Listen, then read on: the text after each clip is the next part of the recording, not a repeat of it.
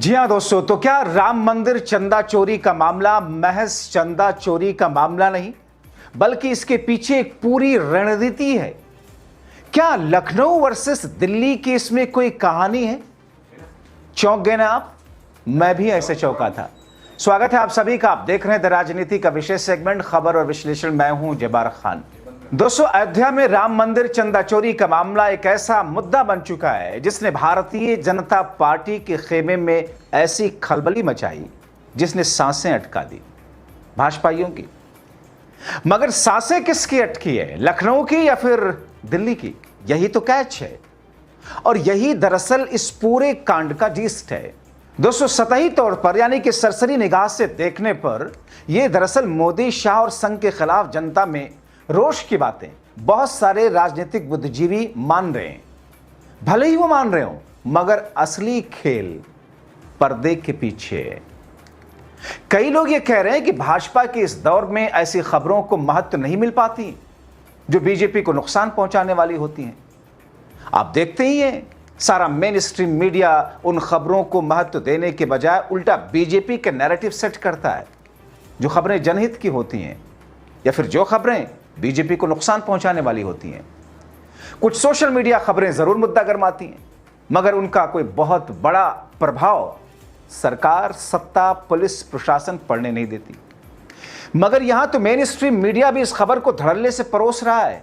आप देख रहे हैं ना टीवी चैनल पर, जबकि नीट कॉकरोच पार्टी के प्रदर्शन, राहुल के युवाओं के प्रदर्शन, धर्मेंद्र प्रधान के इस्तीफे की खबरें, इन तमाम चीजों को लेकर मेन स्ट्रीम मीडिया खामोश है, इन खबरों को छू तक नहीं रहा। और अगर किसी ने छुआ भी तो बराए ना, तो फिर खेल क्या है? अब ऐसे में बहुत सारे लोग सवाल उठाते हैं कि क्या राम मंदिर चंदा चोरी की खबर को हवा देकर मुद्दा बनाने के पीछे दिल्ली का हाथ है? क्या मोदी के बाद कौन के चक्कर में दिल्ली वर्सेस लखनऊ की लड़ाई में बाजी लखनऊ के हाथ से फिसल रही है? और क्या इसका खामियाजा 27 में योगी को भुगतना पड़ेगा? सबसे बड़ा कैच तो यही है। आइए आपको विस्तार से इसके हर पहलू को बताते हैं और फिर आप इसका नतीजा खुद निकालिए। दोस्तों, शुरू से शुरू करते हैं। 2014-2019 में बीजेपी की स्पष्ट जीत और 2024 में उसकी करारी हार, मतलब मोदी और शाह की करारी हार। 2019 के लोकसभा चुनाव में 303 सीटें बीजेपी की थी, 2024 में 240 पर आ गई थी। और उसके बाद उत्तर प्रदेश से एक बार फिर 2029 के लोकसभा चुनाव का परिणाम तय होने की उम्मीद है। मैं 27 की अभी बात नहीं कर रहा हूं, 29 की। 29 किसके लिए है? मोदी या शाह के लिए या फिर योगी के लिए?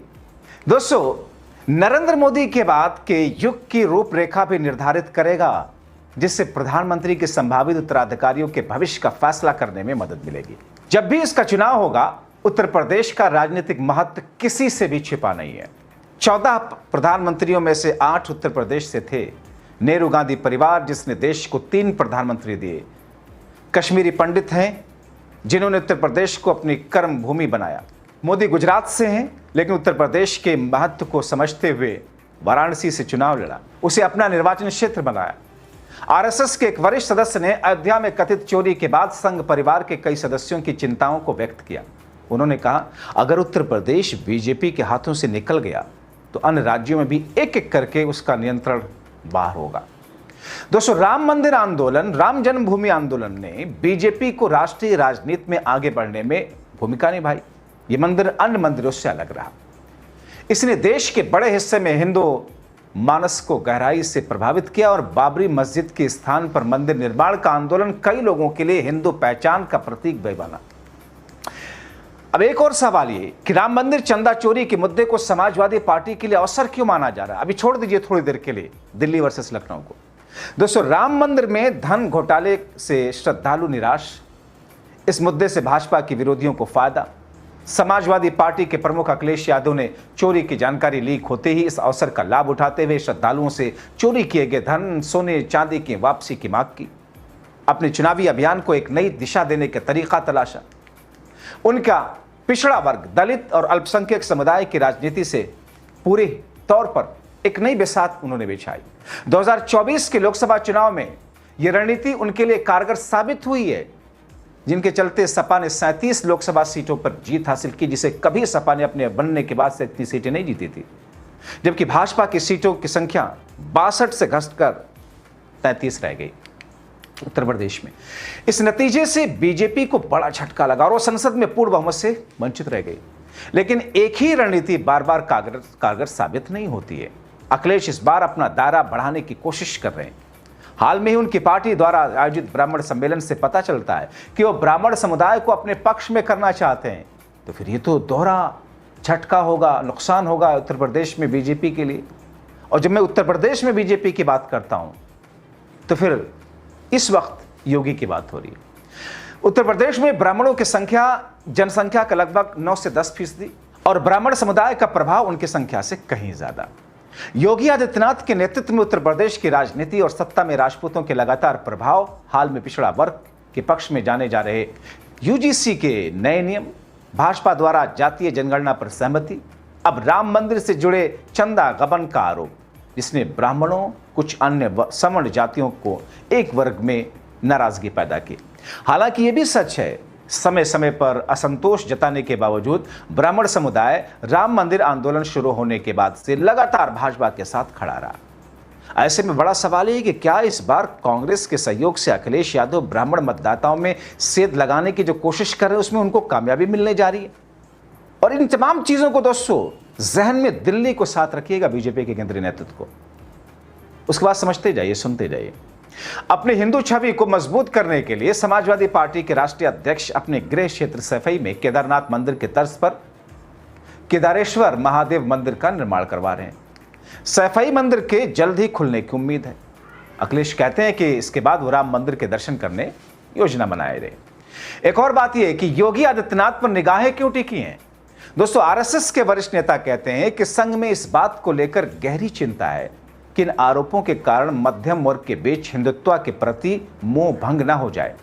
ऐसे में भले ही आरएसएस को झटका लगा हो और श्री राम जन्मभूमि तीर्थ क्षेत्र ट्रस्ट के महासचिव और विश्व हिंदू परिषद के नेता चंपत राय और ट्रस्टी अनिल कुमार के इस्तीफे स्वीकार कर लिए गए हों, लेकिन विडंबना यह है कि सबसे बड़ा दांव योगी आदित्यनाथ के लिए हो सकता है। मुख्यमंत्री योगी आदित्यनाथ के लिए यह मामला ऐसे वक्त में सामने आया जब राज्य में 8 महीने बाद चुनाव होने हैं। लगातार तीसरी जीत उनकी स्थिति को और मजबूत करेगी ही करेगी। अगर वो जीतते हैं तो, अगर वो मुश्किल से जीतते हैं तो वो भी बीजेपी के कई मुख्यमंत्रियों में से एक बने रहेंगे। आदित्यनाथ की लोकप्रियता उत्तर प्रदेश के बाहर भी है। हालांकि योगी आदित्यनाथ ट्रस्ट से सीधे तौर पर जुड़े नहीं हैं, लेकिन अब सबकी निगाहें इस बात पर टिकी हैं कि राज्य के मुखिया के रूप में वो इस संकट को कैसे संभालते हैं। हालांकि राम मंदिर में चंदा चोरी की घटना के बाद सीएम योगी ने जांच के लिए तुरंत एसआईटी का गठन किया। उसकी अंतरिम रिपोर्ट के आधार पर एफआईआर दर्ज की गई। अभी तक इस मामले में 8 लोग गिरफ्तार हैं। योगी आदित्यनाथ ने इस मुद्दे पर अखिलेश यादव के हमलों का सामना भी किया। सीएम योगी ने कहा कि मथुरा में कृष्ण जन्मभूमि का मुद्दा उठाएं, यह एक विवादित स्थल है जो न्यायिक कार्यवाही के केंद्र में है। मतलब यह कि इस तौर पर योगी इस वक्त खुद को लाचार पा रहे हैं कि उनको अखिलेश को काउंटर करने के लिए काशी मथुरा का जिक्र करना पड़ रहा है।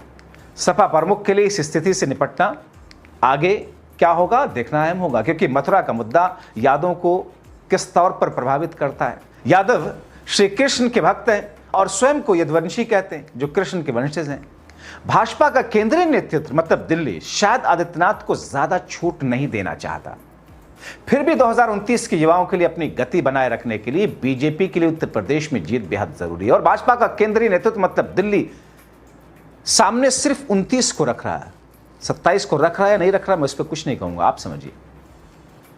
हालांकि अब यह कहना जल्दबाजी होगी कि नतीजा क्या होगा। अंततः इस बात पर निर्भर करेगा ये कि यूपी के मुख्यमंत्री और आरएसएस किस तरह प्रभावी ढंग से राजनीतिक माहौल को कंट्रोल कर पाते हैं और हुए नुकसान की भरपाई कर पाते हैं। लेकिन अगर नहीं कर पाए जैसा कि लग रहा है, तो फिर योगी आदित्यनाथ के हाथ से सत्ता ही सिर्फ नहीं फिसलेगी, बहुत कुछ फिसलेगा। दोस्तों, इन तमाम कड़ियों को जोड़ करके अब आप नतीजा निकालिए, अपनी राय जरूर लिखें।